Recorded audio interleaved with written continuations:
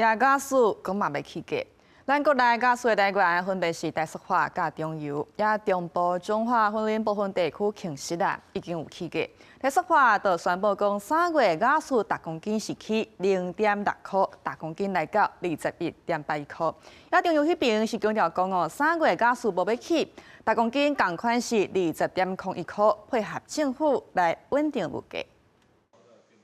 车顶放一桶搁一桶的桶仔装假数，假数行师傅无闲处置，车拄转来搁爱出门算假数，中东正会摊销带动国际油价升悬。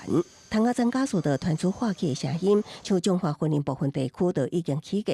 台北业者表示，无情无起，验估甲往年同期比，桶仔装假数需求量至少增加2成。其实应该说，小吃店他们的交量一直都差不多，但是居家住户的话，我们会一次可能就多叫个1-2桶，然后有点像备用的那种状态。经济经济部联关署表示，台北桶仔装假数平均每桶20公斤841块，已经伫尾号面点业者食袂消。卖煎饼的店头指出，假数行今年已经起过2摆，这当家己吸收成本。基本上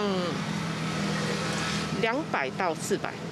对，如果说以量的话来看的话，200到400一个月。比如说像有些餐饮业，它可能是快速炉的，那快速炉的你桶子越多，它其实快速炉消耗的越大。国内的桶仔装假数供起来悬，有中油、台塑化两大系统过去受疫情影响，中油捌冻起，达到4年10个月，一直到去年11月，才搁一摆起价。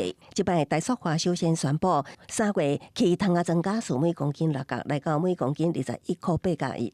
外界关心中油敢是第日起中油澄清，配合政府稳定物价，3月继续无调整，维持每公斤20块01分。就是供给不足的情况啊，那所以呢，还是叫不到货了。